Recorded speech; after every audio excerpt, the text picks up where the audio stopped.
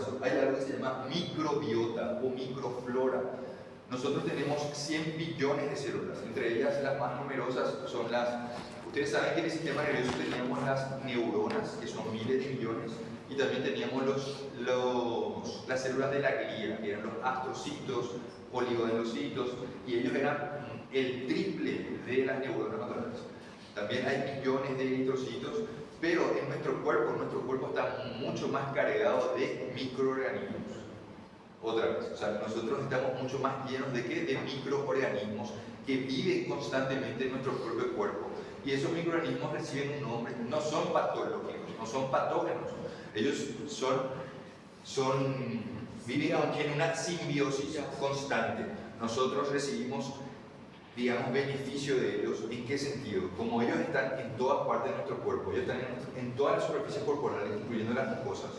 Están a mayor proporción, están en la piel, están en la boca, están en todo lo que sería el sistema digestivo y genitourinario.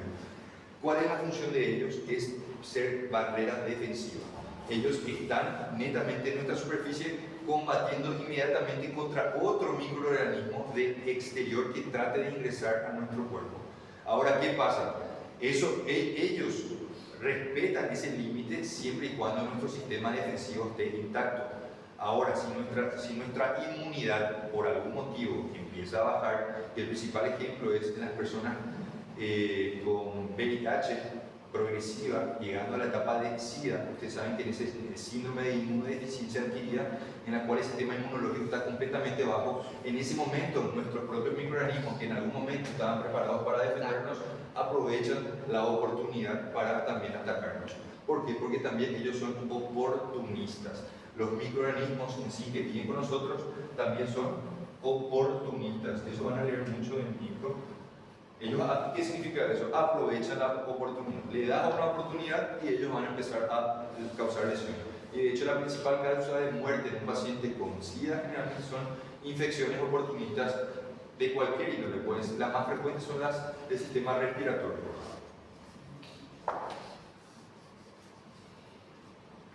Sí.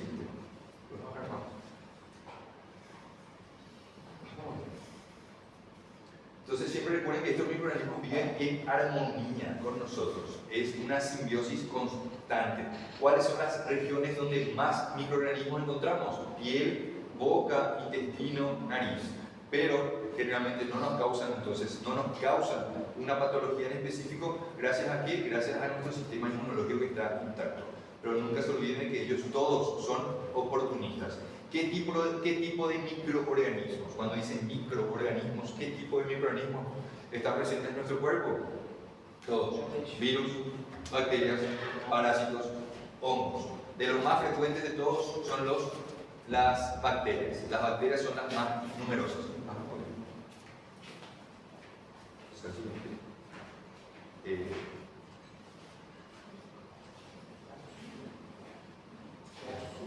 Casi todo el líquido, ¿qué porcentaje dijimos por qué porcentaje de agua está compuesto el cuerpo en sí? 60.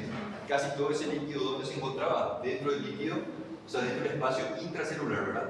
Se encuentra dentro de las células, casi todo ese líquido en específico. Por eso se conoce como líquido intracelular. Pero hay una pequeña proporción, que es una tercera parte, que se encuentra rodeando a esas células, que es conocido como líquido extracelular. Y ese líquido extracelular entonces es el líquido conocido como medio interno. ¿Por qué? Porque ahí es donde vamos a encontrar oxígeno, ahí es donde vamos a encontrar glucosa, ahí es donde vamos a encontrar a proteínas que las células van a necesitar incorporar para poder funcionar correctamente. Este líquido extracelular está en movimiento constante por todo el cuerpo. ¿Cómo? Hay dos formas por las cuales donde encontramos circulando a ese líquido extracelular. Primeramente el nombre dice extracelular, entonces tenemos una célula, otra célula, otra célula. Entonces este espacio se llama espacio intercelular, porque es un espacio entre células. Entonces ese espacio intercelular va a estar lleno ¿de qué? De líquido extracelular, porque es fuera. Ahora, ¿dónde se encuentra también circulando a gran velocidad y con presión el líquido extracelular? ¿Dónde sería? Dentro de los vasos sanguíneos. La sangre con su plasma es líquido extracelular. Entonces, ¿cuáles son los compartimientos donde vamos a encontrar líquido extracelular que dijimos que forma parte del medio interno? En espacio intercelular y dentro de los propios vasos sanguíneos, los vasos sanguíneos. Entonces, dentro de los vasos sanguíneos significa que va a seguir un circuito. Ustedes ya reconocen lo que sería la circulación mayor versus la circulación menor. Vamos a hablar un poquito al respecto. ¿Qué se encuentra dentro? ¿Qué es lo que nosotros encontramos dentro del líquido extracelular? Hay iones y nutrientes que necesitan las células para mantenerse vivas. Por eso es que a este líquido extracelular se le denomina como medio interno del organismo. Pregunta, ¿cuál es el principal ion intracelular y cuál es el principal ion extracelular? Eso es importante. Exacto. Ahora, ¿cuál es intracelular? ¿Cuál es intracelular? Potasio.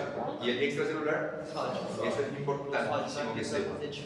Exacto. Siempre es importante que sepan que nosotros dentro de la célula tiene en la pared, en la membrana, tiene una bomba. Se llama bomba de sodio-potasio ATPasa. ¿Está bien? Es una bomba de sodio-potasio ATPasa. ¿Qué significa? Que usa energía. No es una difusión simple. Entonces, ¿qué encontramos dentro? ¿Qué encontramos dentro?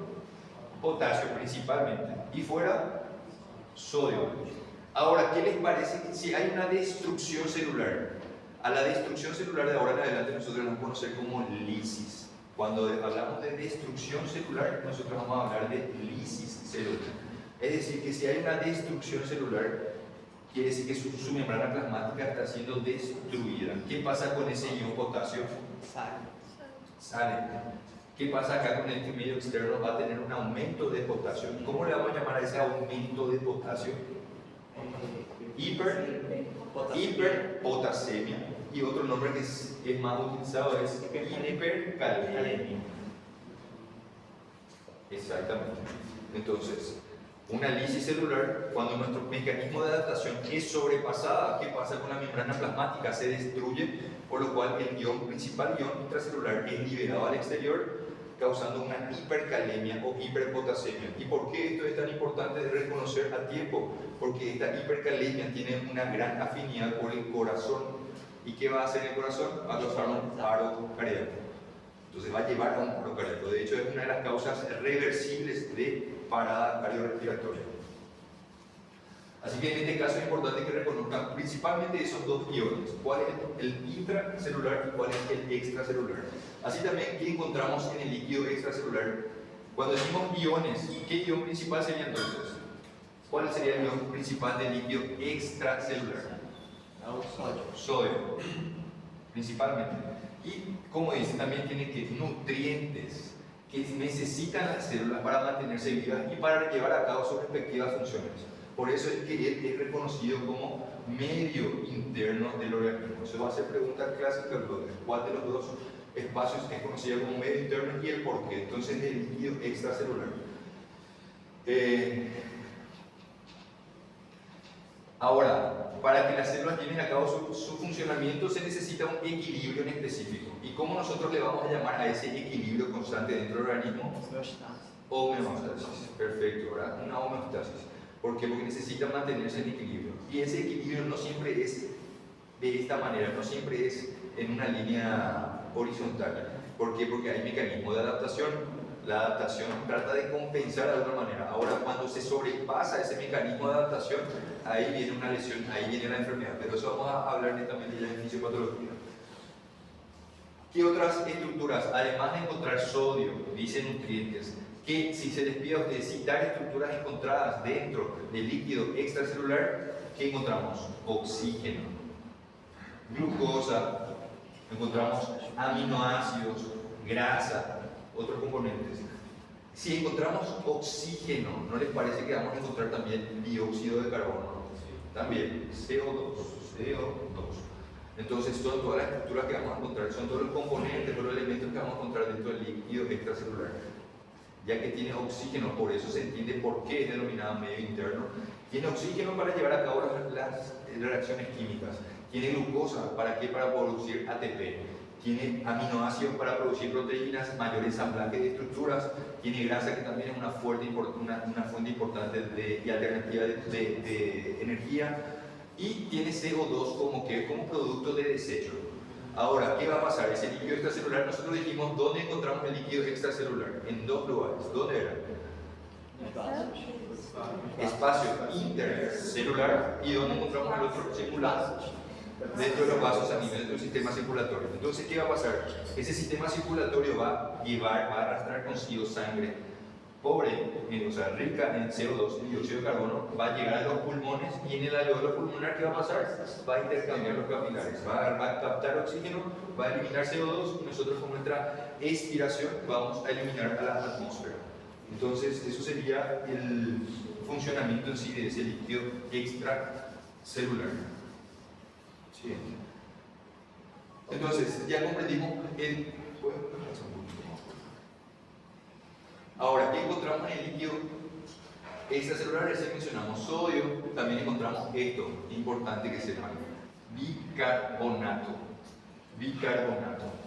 El bicarbonato es un sistema de amortiguación, es un buffer, es un amortiguador. ¿Y qué es lo que amortigua? Amortigua el exceso de hidrogeniones, ¿Por qué? Porque si hay un exceso de hidrogeniones, ¿qué va a pasar? Va a llevar a nuestro cuerpo a una acidosis. Nosotros tenemos una acidosis o tenemos una alcalosis. Para saber en qué etapa nos encontramos, nosotros necesitamos saber el pH. ¿Cuál es el valor del pH? pH significa potencial de hidrogenión, justamente. ¿Y cuál es el valor normal? Es 7,35 a 7,45. Es importante que sepan el valor. pH o potencial de hidrogeniones, el valor normal o fisiológico es 7,35 a 7,45. Teniendo en cuenta ese valor, nosotros podemos saber si estamos ante una acidosis o ante una alcalosis. ¿Cómo? Si nosotros tenemos un pH menor a 7,35, tenemos un pH ácido. Entonces tenemos una acidosis. Si tenemos un pH mayor a 7,45, puede ser 46, ya es mayor, ahí tenemos una alcalosis. Los dos extremos pueden causar disturbios en el cuerpo, claro que sí, los dos pueden llevar a muerte, los dos pueden llevar a paro cardiorrespiratorio en sí. Pero ¿se acuerdan que nosotros dijimos qué pasaba con el cuerpo cuando era sometido a una lesión? Se adapta.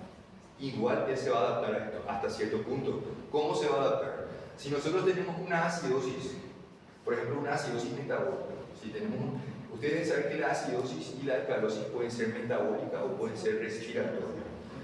¿Cuál es la diferencia? Acidosis metabólica es cuando el problema está justamente en una disminución del bicarbonato. Dijimos que el bicarbonato es un sistema de amortiguación.